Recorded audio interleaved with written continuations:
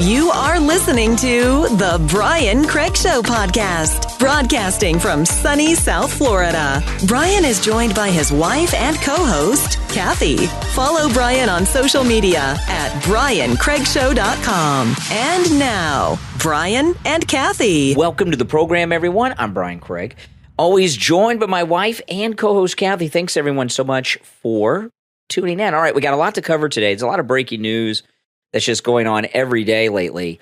I want to talk about this story, though. It's being reported all over the place. The FBI targeting Catholics. And there's a story in the Free Beacon at freebeacon.com, which is very good, that I want to go through that gets into some details. Targeting of Catholics, this is the headline, targeting of Catholics more widespread within FBI than director had claimed, Republicans say. House Republicans say they uncovered evidence that shows multiple FBI field offices worked together to target traditionalist Catholics, which I don't know what that means. After the 8 traditional Catholics, I mean, those are that could mean this, like Pelosi and Biden are Catholic. They're like fake Catholics. Like traditional Catholics, I think, are Catholics that maybe more conservative, pro-life. I don't know. I think Catholics as opposed to more progressive. A traditional Catholic is probably, by their definition, a Catholic that believes in the church and God and Jesus. Yeah, exactly. And those old biblical things. And Biden and Pelosi are the mainstream, I guess, is what they think. Maybe there's a new faction of the Catholic Church that we don't know. Because remember, the Episcopal Church kind of branched out, and because I grew up Episcopal, and became more progressive in some churches. We'll see. House Republicans say they uncovered evidence that showed multiple FBI field offices worked together to target traditional Catholics after the FBI director claimed last month that such actions were performed by a single field office. From information recently produced to the committee, we now know that the FBI relied on information from around the country, including a liaison contact in the FBI's Portland field office and reporting from the FBI's LA field office to develop its assessment, according to Jim Jordan. And this is referring to the FBI's January 2023 assessment that traditionalist Catholics could be domestic extremists, which means domestic terrorists. That's insane. Along with parents in schools. The internal FBI memo from earlier this year, which was eventually withdrawn after its release, characterized Catholics who attend Latin Mass as potential domestic extremists and terrorists. Well, that's okay. That must be the tradition. Now, let me explain what that means for people that are not Catholic. Until the Kathy and I are Catholic, but we're new. We became Catholics about 10 years ago or so, maybe a little longer. And so, we weren't born into this. Our families are not Catholic or anything. Everyone's Christian, but we converted to Catholicism about 10, 12 years ago. But until the 1960s, all Catholic masses were in Latin. And they allowed people to do them in English. I mean, if the Catholic Mass were in Latin, we never would have. Well, I guess there still are some churches, and maybe that's what they mean by the traditional. Yes, they stick to that traditional Latin Mass. Yeah, so I don't know why they're targeting them as opposed to the regular. There still are some that do Latin Mass. Like I bet you that Mel Gibson goes to Latin Mass at least sometimes. I would bet you know what I mean? I'd heard he had his own church. He does at Malibu. Yeah, he has his own Catholic affiliate. It's affiliated with the Catholic Church. Well, I'd go to that church if I lived in Malibu. It's Roman Catholic, and Mel Gibson actually works as an altar boy, believe it or not, at his church at Malibu. That would be amazing. Yeah. But anyway, the internal memo from earlier this year, which was eventually withdrawn after its release, characterized Catholics who attend Latin Mass as potential domestic extremists and terrorists. Ray told Congress in July that the memo came from only one office, but now Republicans say they have proof it was part of a widespread effort by different field offices. The new information suggests that the FBI's use of its law enforcement capabilities to intrude on America's First Amendment rights is more widespread than initially suspected and reveals inconsistencies with the previous testimony. Republicans are really okay. I'm not going to finish up with the articles. We got enough information there. This is what I believe is going on, and I know a lot of people are talking about this, and no one's saying why are they looking at them as domestic terrorists? Yeah, that's true. Nobody's really getting into that. Well, this is what I think it is. Yeah. Okay. Now, Catholics that go to Latin Mass, I don't know how many of those there are, but there are Catholics that go to Spanish Mass, English Mass, There's Greek Orthodox, which is the same thing as the Roman Catholic Church, except they're not in with the Pope. You know what I mean? They're the other. There's all kinds of variations of the Catholic Church that people don't realize, and many of them are in different languages. And there are some people who go to Latin Mass because their family have been Catholic going way back when, and that's just been part of their life. Like John Travolta's character in Saturday Night Fever, remember his brother was a priest? Priest, yeah. His brother probably had Latin Mass, okay? And that character, right? Yeah. John Travolta's family probably went to Latin Mass, their characters. I know they were fictitious people. They were Italian. That was a great movie. So people that are long-time Catholics going back forever and ever and ever, many of them do go to Latin Mass. There's nothing wrong with that. This is what I think's going on. Okay? Or I'm thinking some churches have Latin Mass, not all the time, but they might have one Latin Mass, like Sundays at 4:00, maybe, or something, instead of once the whole a month. Church. But yeah, no, absolutely. I have heard of Latin Masses around town on occasion that I've seen places. I've never looked into them because I couldn't go. I wouldn't know what was going on. So anyway, why do they call them extreme? This is what my guess is, okay? This is what my guess is. Roe v. Wade was overturned by the Trump Supreme Court. And that's Donald Trump overturned Roe v. Wade. Let's be honest. He had picks to the Supreme Court, and finally Roe v. Wade was overturned. The pro-life movement has been around, it was around for 50 years, doing a lot of things. And a lot of it were evangelical Christians, no doubt about it. But some of the most active pro-lifers, the people that would go and pray in front of Planned Parenthood clinics or go pray in front of abortion clinics and do like things Doris. Like that. The ones, the pro-life activists that are the most active and out front about it are Catholic. Okay? That's just the way it is. I mean, we had a priest from Priest for Life come to Mass once and did a whole thing on the pro-life movement and everything else in the Catholic Church. So I think that they're targeting these churches, these particular Catholic churches, because they're blaming them for the overturning of Roe v. Wade. They're very upset about this. And that was a big victory for them because the people that go to Latin Mass, I would imagine most of them are just regular people you don't even realize go to Latin Mass. It just seems so strange to me. And, in this day, this is a scary thing because our basic freedoms that this country was founded upon, freedom of speech and freedom of religion, are being trampled on. During the shutdowns and lockdowns here in Florida, while Ron DeSantis is running around and says Florida's where woke comes to die, and I stood up to Fauci and all that, that's not really 100% the truth, okay? In Florida, on the west coast of Florida, in the Tampa area, I remember this was not Catholic, he was evangelical. An evangelical minister was arrested in his church for holding church services during COVID lockdowns. And I know a lot of people will say, well, you shouldn't have been doing that. Well, this is America, and we have freedom of religion. And if people want to go freedom to assemble. Yeah, if people want to go to church and worship God and Jesus, that is their right. I never thought I'd see a day when Christians, especially ministers, were being arrested. And this guy, and he wasn't the only one. There were other instances around the country, but this was very high profile in Florida. Again, it was in the Tampa Bay area. The county sheriff arrested a minister. I never heard of such a thing. It's crazy. And now we have the federal government, federal law enforcement, the FBI, going after Catholics that go to Latin Mass. Freedom of religion is one of the major bedrock principles that the founders founded this country on. And that's under attack big time with stories like this with the church.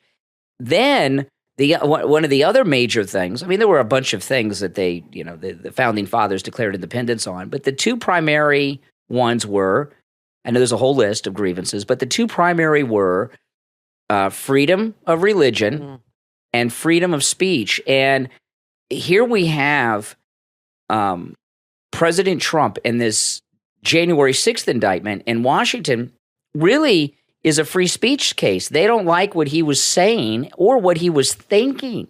you know, a lot of what Jack Smith, this weirdo prosecutor, is going after is speech. There's an article that is so crazy today that I was just reading a few minutes ago out of the UK. I know we have a lot of listeners in the UK. 7 police officers arrested an autistic girl. They took her out of her home and arrested her in the UK because she said a female police officer looked like a lesbian. Now, I wouldn't go around telling people they look like that. Okay, that's not me. But and someone who does something like that is, you know, a little strange. There's no doubt about it. You know, going up to a police officer saying you look like a lesbian. However, this girl's autistic, and the police officer in question, she kind of looks like a boy in a police uniform. And there's a TikTok video. I wasn't going to share this. I wasn't going to get into this, but I think it's important because we're talking about freedom of religion, freedom of speech.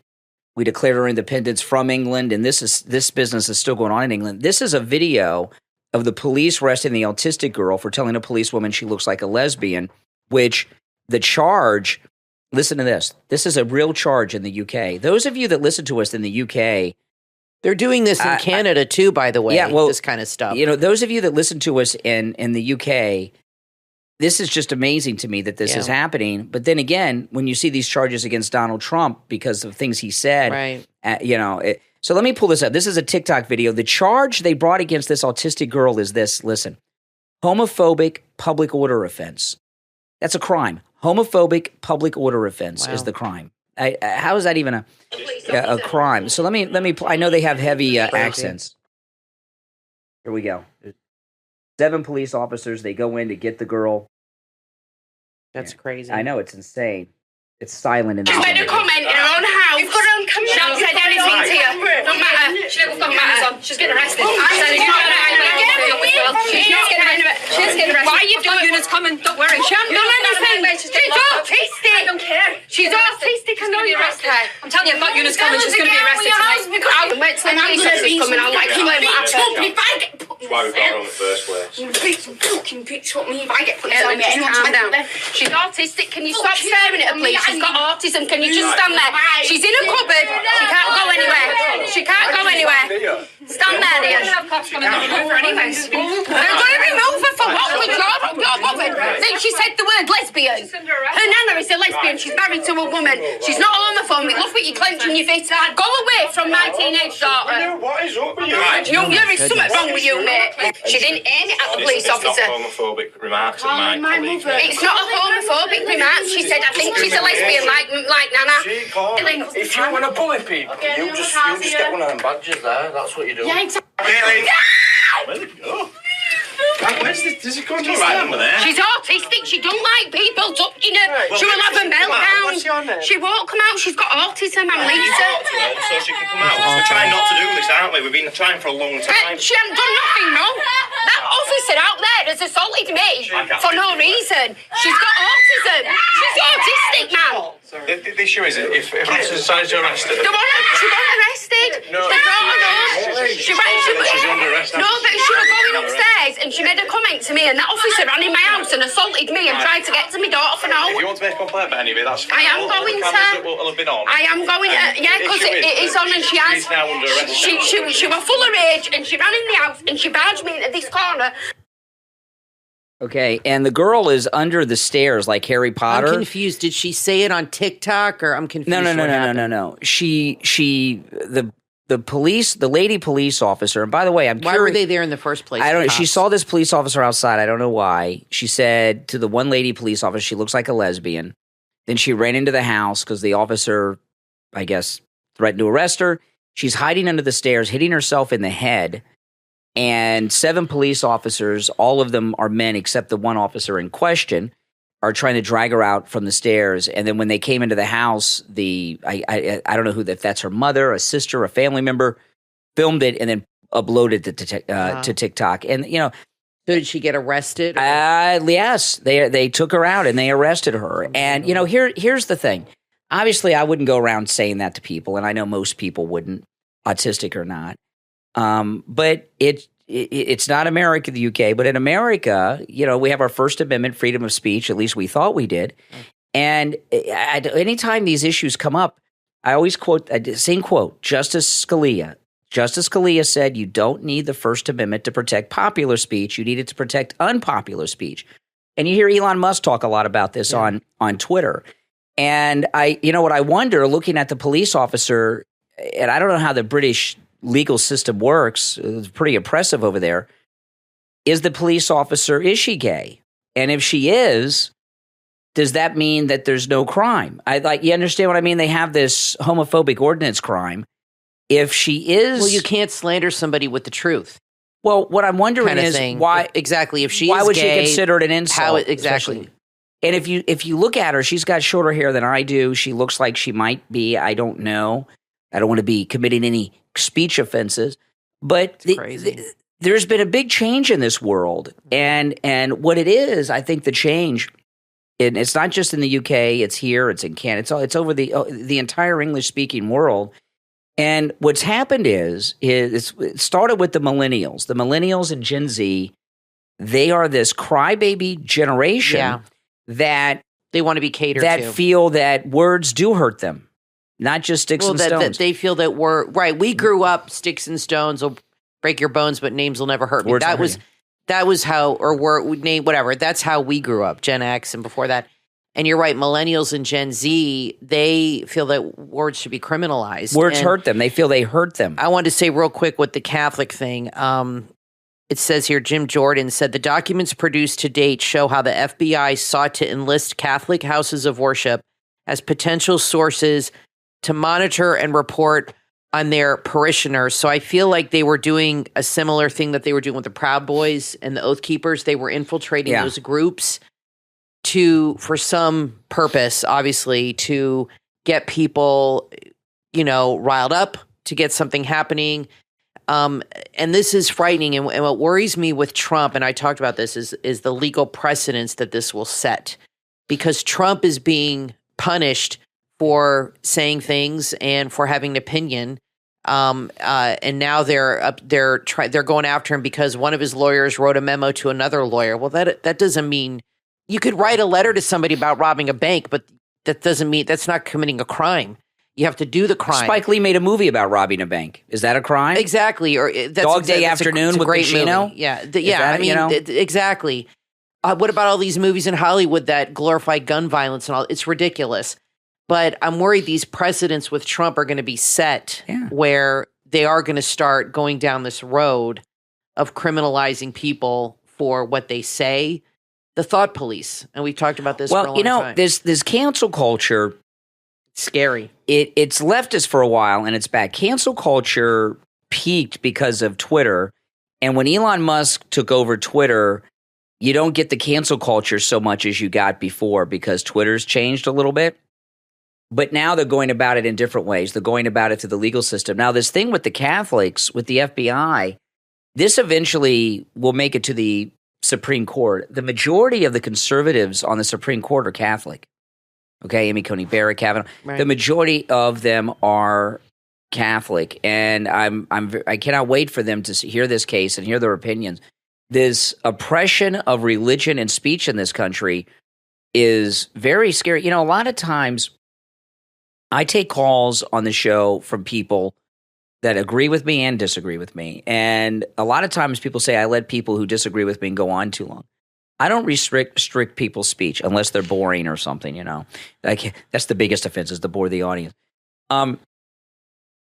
As a group, though, the millennials and Generation Z have really that's two generations that do not believe in free speech or rights to privacy or any of these things that have been a part of America since its founding, and that's a very bad turn. Is they're the ones who are now going to be leading the country, and they have this mindset that they're going into it. They also have the mindset of no privacy. And, you know, this woman on this plane that went viral for saying that mother effer isn't real, which is, you know, crazy and kind of funny. And she said that she was leaving Dallas going to Orlando. That went viral. She's been doxxed. They put her at her house on Daily Mail, her job. She owns, thank God she owns her own company, because she'd probably be fired by now, and all this stuff. There's no respect for privacy anymore. The media used to at least try to respect people's privacy. They don't do that anymore. No. They put a picture of her house on Daily Mail on the front page, the top story today, where she works, which is her company, thank goodness, how much her house cost. Why do this? How much her house is worth? There is a lack of respect for privacy, and millennials and Gen Z grew up on social media.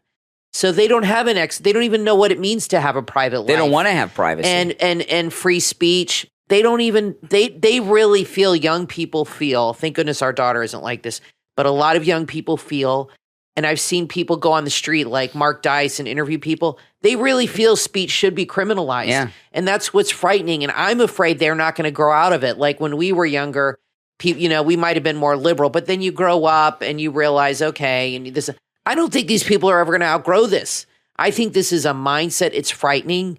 And like I said, and Trump says, if they do it to me, they'll do it to you. And that's what's going to happen. They're going to criminalize him. They already have for speaking his mind and exercising his free speech. Mm-hmm. And if he gets convicted of anything, that is going to set a legal precedent. And what I think the left are doing, or the DOJ or the FBI, they are systematically going around and declaring anybody who's conservative as a terrorist group. They started doing it with parents and school boards, and now they're doing it in churches, and they're going to start in the Catholic Church, and they're going to go to other churches. Don't think it's going to stop there. Yep. And then it's going to go to synagogues. Yep. Anybody who is a more conservative person, they have already successfully, in many ways, been able to label MAGA as a terrorist group. I mean, I've heard some people flat out say it, and they really believe it because that is what the media is telling them to believe. And that's scary to me. And what's happening in Canada, in Dubai, it happens too. Dubai has very strict rules. Like if you can't even kiss in public and you get arrested. But that's a Muslim country, very, very conservative. And you're seeing, and that's a different country, a different culture. But America, we are used to free speech. It's in our Constitution, and that's what we have a right to. And we are allowed to say that. Now, obviously, you can't incite violence or things like that, and there are certain rules. But I don't think saying somebody looks like a lesbian is inciting violence. But young people, they might see it that way. They might see it that you are saying somebody looks a certain way. They might think, well, that's a hostile thing to say, and that's a violent. They think your words can be violent for saying that. That's right. Now, we're going to take a break. When we get back, there is a lot more to talk about. Don't go anywhere. I'm Brian, always joined by my wife and co-host Kathy. We'll be right back. This Christmas, join Rain on a magical adventure in a heartwarming children's book that will delight the entire family. Is Santa Claus coming or not? From author Nicole Scurfield. Available on Amazon. Rain is determined to find out if Santa Claus is really coming to town on Christmas Eve night. Join Rain on her quest to discover the truth and experience the joy of Christmas together. Is Santa Claus coming or not? Is perfect for parents, grandparents, and teachers for classroom reading. Share the wonder of Christmas and order your copy of Is Santa Claus Coming or Not? From author Nicole Scurfield on Amazon.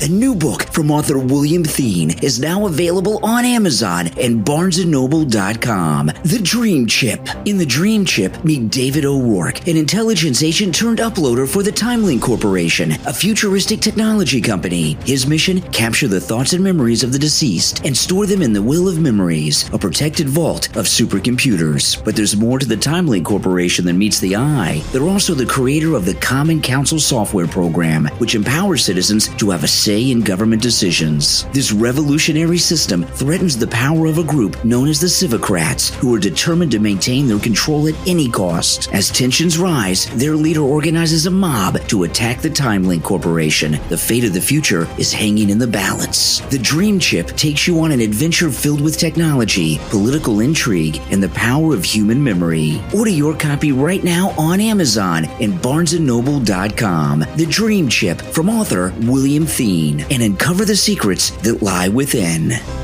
Get ready for a tooth-filled adventure with Where's My Tooth, the new children's book from author Nicole Scurfield, available on Amazon. In Where's My Tooth, Rain's got big plans to spend her tooth fairy money, but there's just one tiny problem. She can't find her tooth. Where could it be? Join Rain on a captivating journey as she searches high and low for her missing tooth. Your kids will not want to miss out on the fun and joy that this book brings. Order your copy of Where's My Tooth from author Nicole Scurfield on Amazon and create unforgettable moments with your little ones. Where's My Tooth on Amazon.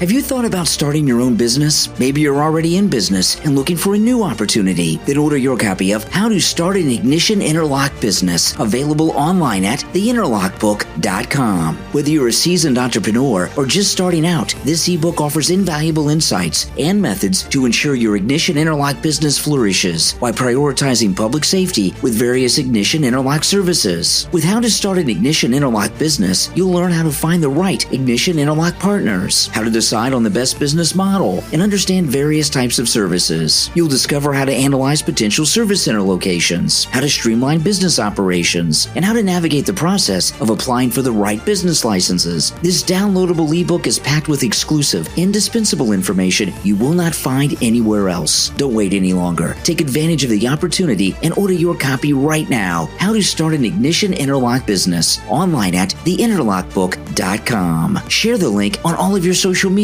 so your friends can take advantage of this opportunity too. theinterlockbook.com. You are listening to the Brian Craig Show podcast, broadcasting from sunny South Florida. Brian is joined by his wife and co-host, Kathy. Follow Brian on social media at briancraigshow.com. And now, Brian and Kathy. Welcome back, everyone. I'm Brian, always joined by my wife and co-host Kathy. Thanks so much, everyone, for tuning in. Now, I uncovered something this morning, and I just have been checking throughout the day, and no one else has picked up on this story and connection of something I picked up on. Now, last year, there was a baby formula shortage in this country, and I hear that there's still shortages of some kind, but there was a baby formula shortage nationwide last year. It was pretty severe, and that's a pretty serious thing because those first 6 to 9 months before a baby gets any solid food are very, very important. And, you know, what kids have been going through the last few years is pretty rough, right? We had a year of babies who were really not being properly fed because the formula shortage. It's terrible. We are starting to see the impact now of kids being out of school because of the shutdowns and everything having an impact, right? We've sent a couple classes off to college that didn't really graduate high school properly, right? I mean, we've got some problems there. And with the baby formula shortage, what we found out was that the reason there was a baby formula shortage is because the federal government was buying up mass quantities of the baby formula from the manufacturers and suppliers and shipping it to the southern border because there's such a large influx of people coming into the southern border with babies. And that's true. That's what happened. In fact, what tipped me off to that is that the shortage was at first with the liquid pre-made. It wasn't with the powder. With the powder, there's a couple of steps, and it was the liquid pre-made, and that was out first because that's the easiest for the government. Just open up the can and do it. So they did. That's why there was a shortage. And today there was a story that I found, and it was actually reported in the Military Times and picked up in some other places, but has not been widely reported, that at Fort Hood in Texas, which is no longer called Fort Hood because they changed all the names. It was called something else. I don't know, but it's always going to be Fort Hood to me. That in Fort Hood in Texas, they're having food shortages for the soldiers, which is something I've never heard of in the military. And soldiers are having to drive 30 minutes each way for meals. Now, soldiers are young people for the most part. They work very hard. They burn a lot of calories. They got to eat a lot. Oh, yeah, for sure. And they're constantly doing stuff. Yeah, and people that are in the military work hard and are tired. And for them to have to do a 1-hour round trip just to get a meal at lunchtime, I mean, that's the whole lunch hour, right? I mean, this is ridiculous. And what the story said was there was a shortage of chefs at Fort Hood. A shortage of chefs. Fort Hood's in Texas, by the way, if you don't know. Oh, and so I was thinking about that. I'm like, well, what is this about? There are U.S. forts all over the country, and why Texas? Why isn't there a shortage of chefs in a fort in Georgia or something? Why is it in Texas? And then boom, it just clicked with me. They've taken the Army chefs from Fort Hood and moved a number of them to the southern border. There's such a large influx of people coming in from the southern border that they've got to provide food for them. And who else knows how to prepare food for groups that large other than military chefs, Army chefs in particular? You know, that is a skill that people that work even in big restaurants don't have, to be able to make food, to make a meal for hundreds, if not thousands of people. Only the military have cooks and chefs that could do that. Cafeteria workers. Yeah, not even a cafeteria worker could do this. Thousands of people. They're preparing thousands of meals every day at the southern border. So I don't know this for a fact because no one in the press wants to cover anything anymore. Okay, True. but you've got Fort Hood in Texas. They have a shortage of chefs, and what the article said is they're deployed on other missions, on other assignments. I think you're right. And I was like, southern border. Yeah. So here we have U.S. Army soldiers at Fort Hood. Or the Ukraine, would they be there, you think? No, they're at the southern border. You're right about the border. If it was Ukraine, it would be a shortage at forts around the country. This one is close. This is in Texas, close to the southern border because it's in Texas. Yeah, I think you're right. So it's easy. So they've taken cooks from our Texas base, Fort Hood, sent them to the southern border, and everything Biden does, we know everything he does is for money, but everything Biden does is put others first, not Americans.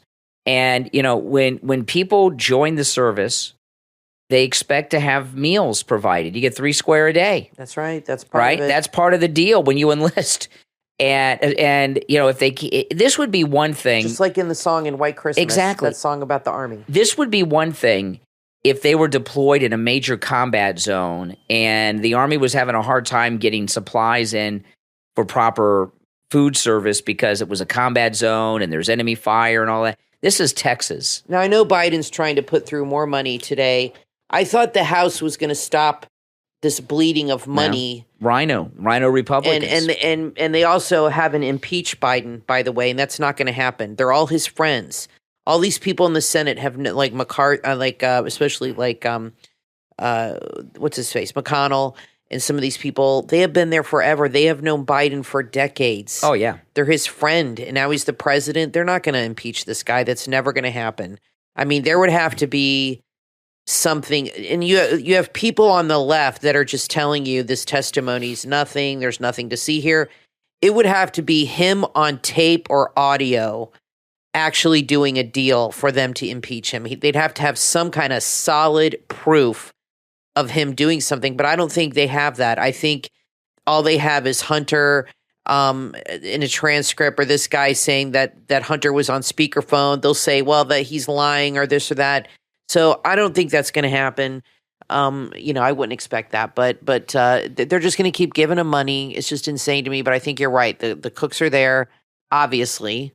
And now that you're saying it, I'm sure somebody will hear this and take credit for it, like they did with the baby formula. Now, there's a story today with Disney that just blows my mind. After what happened with Bud Light, what Disney is doing is insane. There's an article, there's many articles about this today. Disney is being threatened with a Bud Light-style boycott over hiring a gender-fluid influencer. I'm not sure what that is. I guess they go from gender to gender.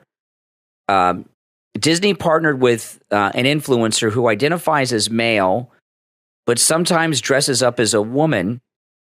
And it's a partnership to promote girls' clothing. And this is after what happened at Bud Light. I mean, long after what happened at Bud Light. Bud Light is Budweiser is an old American brand. Yeah, this is on Bob Iger's watch. Yeah. Bud Light's an old American brand. So it's Disney. Destroyed forever and is beyond repair. And now for Disney to go through with this. Disney's 100 years old. It's a 100-year-old company. Yeah. For Disney to go through with this after what happened to Bud Light, I don't get it. Is insane. I don't know who is running the country or the company over there. Obviously gays. Gays are running Disney. I mean, that's what it's got to be. I think with Bud Light, obviously it was one woman who was like a very woke white liberal millennial, right? But I think Disney I know this for a fact because I know people that work there in the corporate level.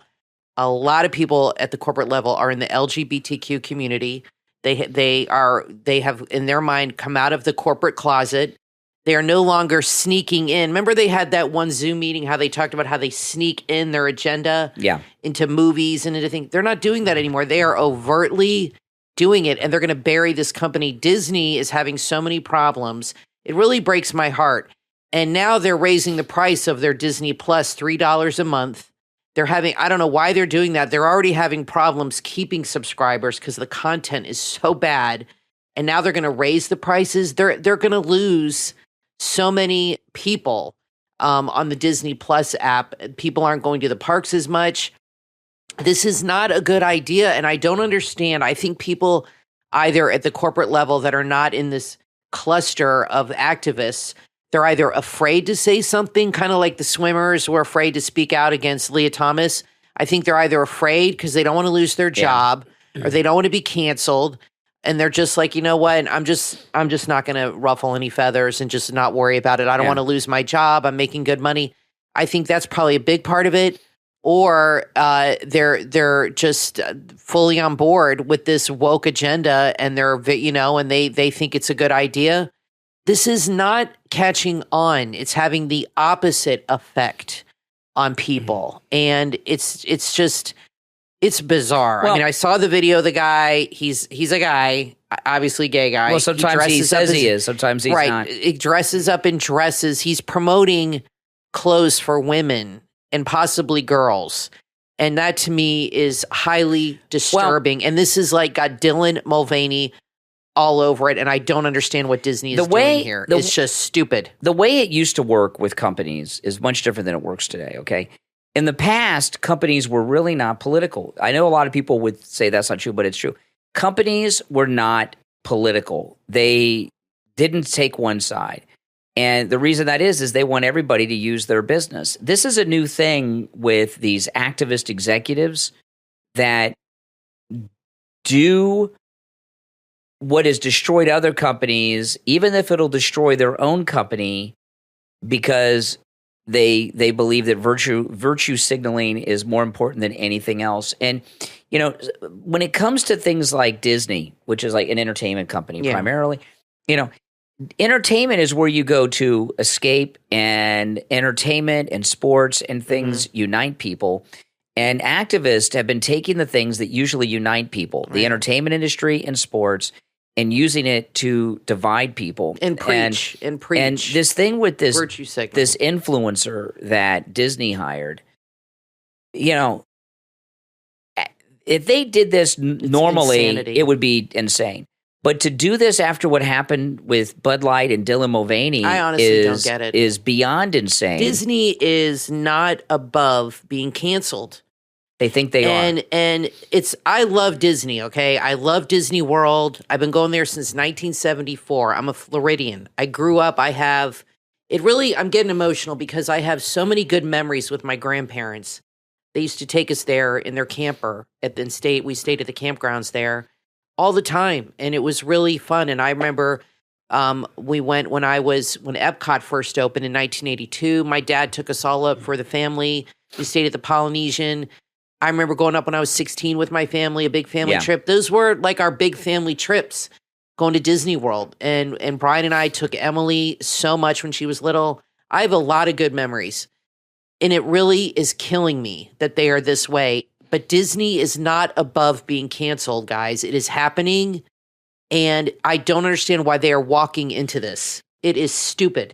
It's stupid. Why do this? I don't understand. Somebody at the company has to say no. It's a company. This is crazy. It's a company that thinks that they know better than the consumer. And, you know, the thing about... they're all a bunch of liberal, woke activists there. The thing about Disney has been hit harder than people realize, okay? The parks, the attendance at the theme parks is much lower than it has ever been. And I know they're trying to blame the economy, and the economy doesn't help, but that's not the reason why. The reason it's low is because of this wokeness.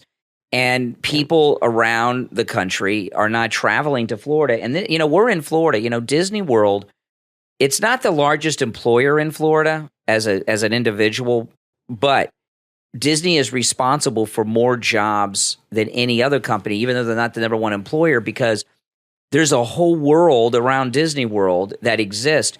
It's the whole economy in that area is affected by it. Yeah, the area of Disney World was orange groves and swamps before Disney came. And now there's multiple theme parks. It's a huge metropolis. Oh, Orlando, exactly. And there around Disney World, there are so many tens of thousands of people who earn a living that don't work for Disney that are in the surrounding areas. Right, not to mention all the theme parks that have popped up there because of Disney. Yeah. You have Universal, SeaWorld.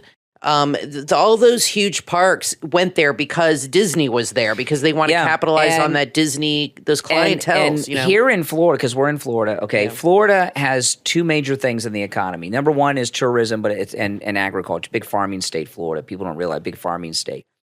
But tourism is our number one industry. And most people that come to Florida go to Disney. Disney is the number one tourist destination in the world. And they don't just go to Disney. They'll come for a week or two. They'll go to Disney for a few days. That's right. And then they'll go somewhere else, right? In Florida. It draws people here, and then they'll go visit other places, perhaps. And really, this is some of the things with DeSantis, okay? There's a crisis going on in Florida economically that hasn't fully hit yet.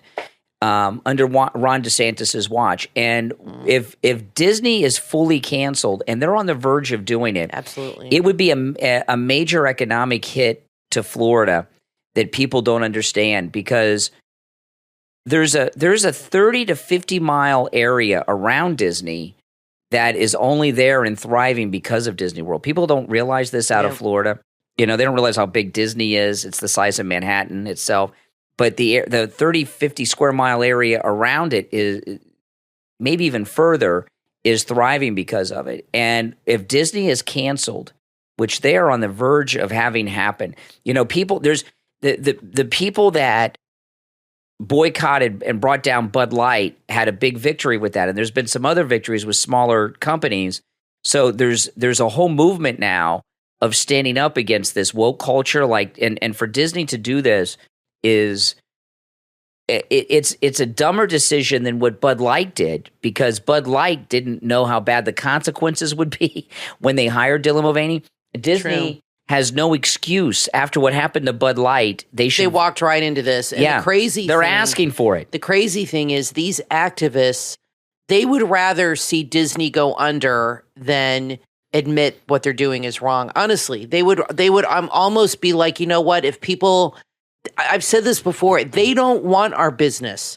If you're a MAGA or you're even just a normal, middle of the road person that's concerned about these things, they convince themselves you're a bigot and I don't want you to come to the park then. I don't want you here.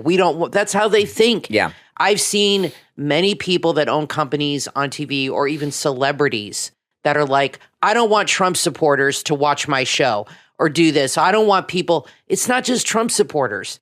It's not just MAGA. It is people that are, like I said, just middle of the road people minding their own business. This kind of stuff bothers them. It's offensive. They don't like it. And they see the way the country's going and they want to do something about it. And that's what's going to happen. Like you said, they had success with the Bud Light. And I think that's going to start a trend with other things. And I think after this came out, I think there's going to be major backlash. This is what's going to happen, okay, in Florida, okay? It's going to be a big hit for the economy, but this is when it's going to hit really bad, okay? There are several major theme parks that are attractions for tourists to Florida. The second one is Universal Studios Florida, which is really cool. Yeah, and they're adding a whole new area too. And Universal Studios Orlando has two theme parks. They're very popular. And there's an event my daughter and I go to every year there, Halloween Horror Nights. It's amazing. But it's always been a second-tier theme park. And because of all this stuff that's happened with Disney in the last year or two, what's happened is people are making the Universal Orlando theme park here in Florida their number one destination. Universal's just laughing. They're just sitting back and laughing their butts off. And there's been a lot of studies and research done on this in Florida. You see this in the Florida press. People used to come to Florida and stay at Disney. They'd go to Disney, and then they would have an extra day or two when we go to Universal. Now it's the opposite. People are going to Universal Orlando for a week, and if they got an extra day, then they'll stop off at Disney. And Universal has a new massive theme park opening up in Orlando that's supposed to be amazing. When that park opens, Disney is going to become the second-tier theme park in Florida because of this stuff. And they're not above being – it's SeaWorld's taking advantage of it too. Cancel culture has a lot of negative impacts and everything, but there's sometimes when companies like Disney just go so far over the line. Disney is a company for children, and this Dylan. I think that's what's going to bother Dylan people. Mulvaney thing that they're doing here with this new promotion is just too far, and they're. Not only it's are creepy. It is. Not only are they not above being canceled, they're in the middle of being canceled right now. It's just it's such a big thing. It's not happening all at once. It takes more time. But it's happening. It's happening at a gradual rate. They are being canceled. They're just too arrogant to realize it. Well, and the problem is the reason they haven't been fully canceled is because people have a nostalgic connection to Disney. And their kids love Disney, and people grow up on Disney, and it's hard to let go of that. You have memories. Your kids want to go to the park. You want to take your kids to the park and go on the rides and meet their favorite characters. But Disney has not really put out any movies lately that kids are going to be like super excited about. And if that continues, you're going to see that love of Disney going away. Like our daughter grew up loving The Little Mermaid, okay? That was her movie. And other Disney movies she loved. And we would watch them with her. So she wanted to go to the park and meet Ariel and meet the other characters, Mickey Mouse. But they're not making those kind of movies right now where kids get excited.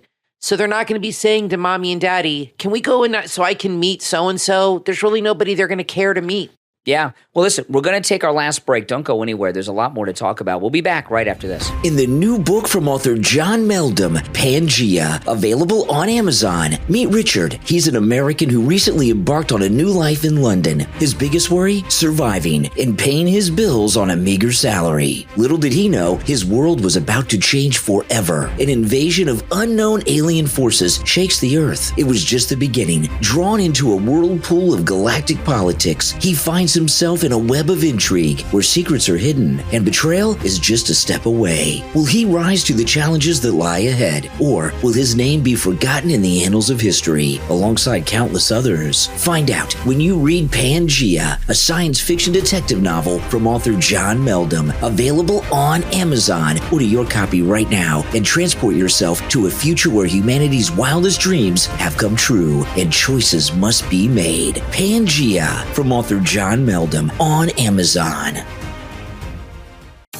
Are you tired of dealing with unwanted hair? You're not alone, but help is available with Syra. With Syra, experience the convenience and long-lasting results of their advanced IPL tech. No more razors or waxing hassles. Syra offers a safe, comfortable, and effective solution for hair reduction. Embrace silky smooth skin for good. With Syra, enjoy professional-grade hair removal in the comfort of your own home and embrace your natural beauty. What are you waiting for? Say goodbye to unwanted hair and hello to silky smooth skin. Go to Syra.online. That's TSIRA. Syra.online. Calling all young adventurers and curious minds. Get ready for a learning experience like no other with Teaching Time for Kids, interactive learning for 6 to 10-year-olds from author Mai Lee. Available now on Amazon. Learning is an exciting journey, and this book will take you on new adventures filled with fun facts and quizzes at the end of each section. Quizzes aren't just for school. They challenge your comprehension skills and help you retain essential knowledge throughout your academic years. With this fun book, you'll discover amazing interesting animals, volcanoes, different types of weather, and more. Plus, discover the fascinating stories of former U.S. presidents and the world of sports. This book is just the beginning of your learning quest. Stay curious and open-minded to find the fun in all information. Grab your copy now and begin an educational adventure the whole family will enjoy together. Teaching Time for Kids, interactive learning for 6 to 10-year-olds from author Mai Lee, where learning becomes a thrilling experience. Available in paperback, ebook, and audiobook on Amazon. Order your copy right now. The new young adult fantasy book, The Phantom Crusaders, Creation, from author Habi Abaid, is available on Amazon. This must-read book is an extraordinary journey through a day that starts casually, but quickly takes a wild turn. From arguing with his brother to facing a taxi driver and being chased by a giant gremlin, this is a day that's about to change forever. With its fast-paced narrative, The Phantom Crusaders, Creation will keep you on the edge of your seat. Get ready for an adventure beyond your wildest imagination. And order your copy of The Phantom Crusaders, Creation, from author Habi Abaid on Amazon, and embark on a thrilling adventure and witness the birth of heroes in a world filled with mystery and wonder. Don't miss out on the action and excitement. Order your copy right now. You are listening to the Brian Craig Show podcast, broadcasting from sunny South Florida. Brian is joined by his wife and co-host, Kathy. Follow Brian on social media at briancraigshow.com. And now, Brian and Kathy. Welcome back, everyone. I'm Brian, always joined by my wife and co-host, Kathy. Hey, guys. If you want to support all of our content, the podcast, the radio show, my YouTube channel, there's many ways to do that. But of course, a great way to do that is to go to mypillow.com, use our promo code Kane at checkout, Kane, and buy something. You can take advantage of all the specials at mypillow.com with our promo code Kane at checkout, Kane. And in fact, you could save up to 80%. Now, in this hot time of summer, I want to talk about the MyPillow 2.0. The MyPillow 2.0 is a major upgrade on the original MyPillow. Inside, it has that same patented fill that Mike Lindell invented that stops you from tossing and turning and gives you that comfortable sleep. But the material is made with cooling technology. Your head and your face will never get warm, never get hot. You will always be the perfect temperature, just like Goldilocks, all night long. You'll never flip the pillow over looking for the cool side. And, you know, this weather, we've been having weather about 100 degrees plus every day here in Florida. It's summer all over America. The MyPillow 2.0 is buy one, get one free with our promo code Kane at checkout, Kane. You will be cool and comfortable all night long with the MyPillow 2.0 with cooling technology. Use our promo code Kane, Kane, at checkout at mypillow.com, and it's buy one, get one free. I wanted to bring up one thing real quick. It came out today that we know inflation's up. It's ticked up a little bit. Credit card debt topped $1 trillion. That's for the first time that's ever happened. That means people are not lavishly spending money on, trips and stuff. They're using their credit cards to make ends meet. Buy food and stuff. Buy food and essentials to live. And it is up to $1 trillion. Americans are draining their 401k to make up ends meet. But Joe Biden, of course, is saying Bidenomics. It's really amazing how the administration, I order Instacart, right? And so I know what the groceries are.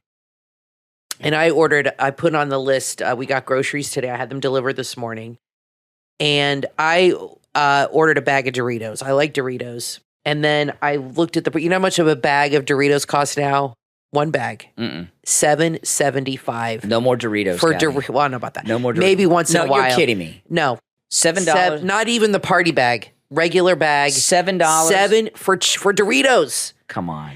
That is. Come on. I'm not joking. That's a crime. And if you get a pound of boar's head lunch meat, it's $18. What? When we first got married, even 10 years ago, I should say, I could get a pound of boar's head roast beef for $11. And that was probably 5 years ago. It's now $18. They don't understand how expensive things are. And I do find myself, what I do is I'll do the groceries, I'll put everything I want, and then I'll see the price. I'll be like, okay. And then I go back through the list and I'll remove things. I'll be like, okay, I don't need this and let me get that. Mm-hmm.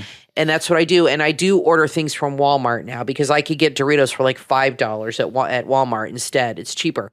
But I could not believe the price of Doritos, which is nothing expensive to make. It's not like that is criminal. It's bags of chips used to be like $2, $2.50. Now $7.75. Maybe it's just Publix, but that's nuts. I might have to make a YouTube video going on the Doritos being $7.75. That's insane. I couldn't believe it. And I double checked. I'm like, is this the party bag? It didn't say party bag on it. We've been using the Instacart for a few years now. Yeah. And the Instacart saves a lot of money because you don't do any impulse buying. Right. And like Kathy said, she'll go through and make the list, and she'll go back and say, I don't need this, because you see the total. You see the total. It saves us a lot of money on groceries. It does. But if it's just the two of us, so we don't need that much. If our daughter still lived at home and Doritos are $7.75, I would. How much are Lay's potato chips? Do you know? They're like $5.50. Because I love Lay's. Now I get those when they're BOGO. They're BOGO like every 3 weeks, and then I'll buy like 4 bags, and they last $7.75 because it's Doritos. A BOGO deal. And sometimes Doritos are BOGO, so I'll do that then. That's crazy. But it's not just that. It's just things are just so expensive now, and people. Biden does not care. That's what you guys have to understand. He does not give a damn about people struggling or people having a hard time paying their bills. They don't care. They will continue to come out on TV and tell you everything's great. They gaslight you. Everything's wonderful. Don't worry about that. They said in this article that most people, 50% of the country is $400 away from like being totally bankrupt. Mm-hmm. Like if they had an emergency, like your car breaks down, that's where the credit card debt comes in. Your car breaks down, $1,500. Okay, I guess I got to charge it. They're saying most people have no more than $400 in the bank. Mm-hmm. Why don't they have that kind of money in the bank? It's not because they're spending frivolously, because all their money is going on of just paying for food. Crazy. It's crazy. And stuff. I've seen videos on YouTube now. I watch a lot of shopping videos, and a lot more people are shopping at the dollar store for food, which is now $1.25. But they're going there to get bread and milk and other essentials, cleaning products, and there's nothing wrong with that, but that's where they're headed because they're like, I just cannot afford groceries anymore. So that's how they're feeding their families. When you go to the dollar store, you're not getting like the freshest of foods. They don't have like a produce section. So they're buying mostly processed things. But it's crazy. But the government is they have their own private chef. These people have the White House chef. You think Biden is concerned with the cost of food? The reason they don't care. The reason they're like that is there's a couple reasons. It's not just because they're rich. That's part of it. They're rich. Yeah. But they haven't earned their money. That's true. All the money these people that work for the government don't make. They're not like supposed to be millionaires, right? But they have all these crooked deals, so they become millionaires, and they have all this money coming in through their being bought off by other countries and donors and such. So the money they don't appreciate the value of money because they don't earn it. It's just huge sums of it are just backed up in dump trucks no appreciation to their house. So they just and they're because of that, their major focus is not on the American people that are struggling, but on the donors and their needs, these rich super donors. That's exactly right. And their needs because they need to keep that money. That's why, people that do the TV news are so overpaid. They're so overpaid so they can control them. Same thing with the government. These people in the government, all they care about is getting reelected. And in the House, it's every 2 years, and the Senate every 6. So the donors, that's all they care about are the big money donors because they need – look at Ron DeSantis' campaign's falling apart. Many reasons why, but one of the reasons is because his donors are leaving him. All they care about are the donors. Ron DeSantis, he's gone to some campaign events, and he starts talking about the donors in front of regular – so these struggles that you're talking about that we're all facing and sacrifices we're making and things like this, they don't care because they don't care about us. They only care about themselves, and the donors are what keep them there. And it hurts the family because what happens if you have a family of 4, you say you have a mom and a dad and 2 kids, right? And inflation has gone up so much. What happens is the mom or the dad will take a second job, maybe a third job. Yeah. So they're homeless now. And so the kids are raising themselves now or being raised by Facebook or TikTok, probably TikTok. And because the mom works all day, say as a teacher, and then she has to come home from that job and go tend bar or go work at Target for 5 hours every night because she's like, well, I got to earn an extra $200 a week just to put food on the table. So now the kids are at home and nobody's there to help them with the homework. It affects the whole family, which affects the whole society. But these people nobody cares in Washington.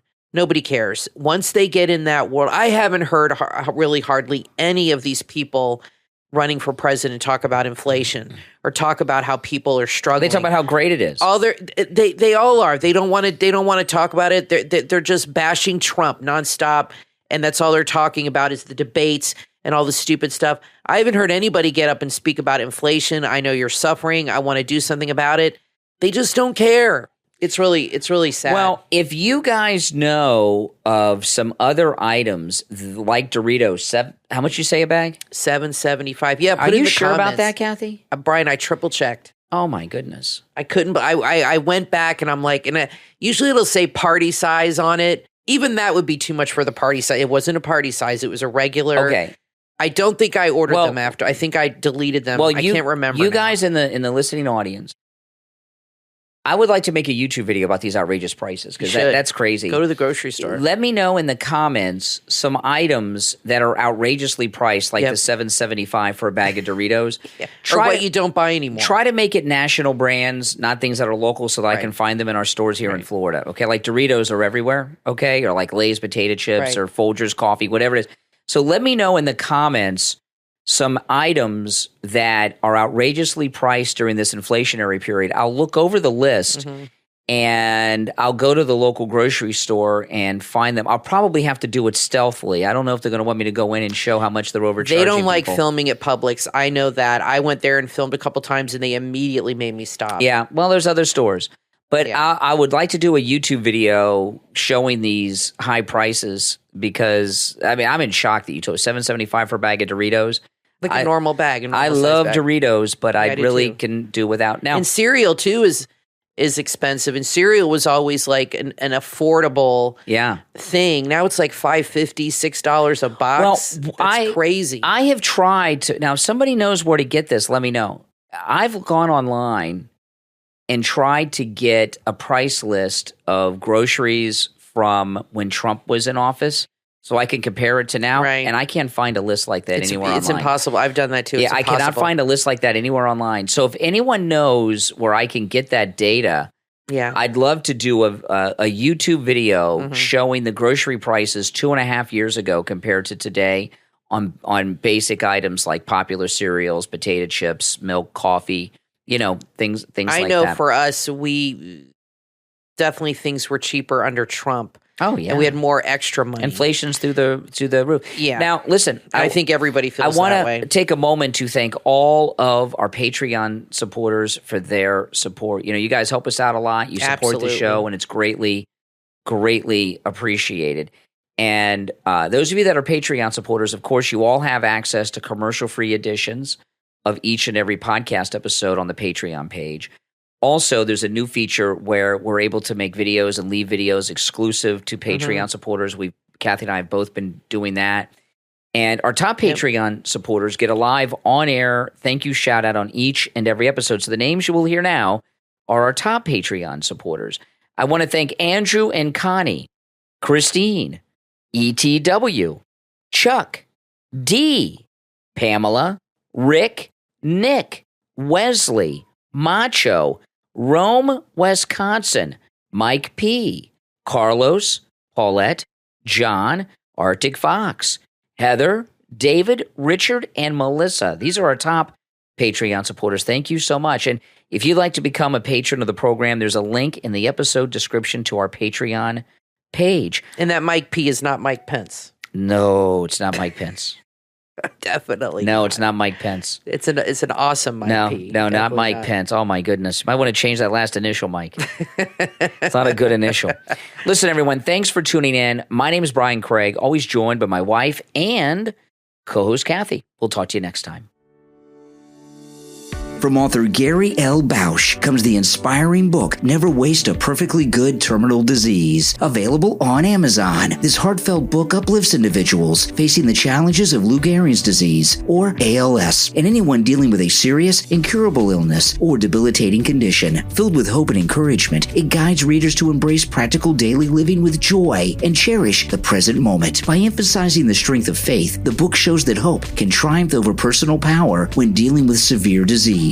Living under the protective wing of God's strength, assurance, and hope, find fulfillment and purpose even in the face of adversity. Order your copy of Never Waste a Perfectly Good Terminal Disease from author Gary L. Bausch on Amazon and discover a beacon of hope and strength for those facing life's greatest challenges.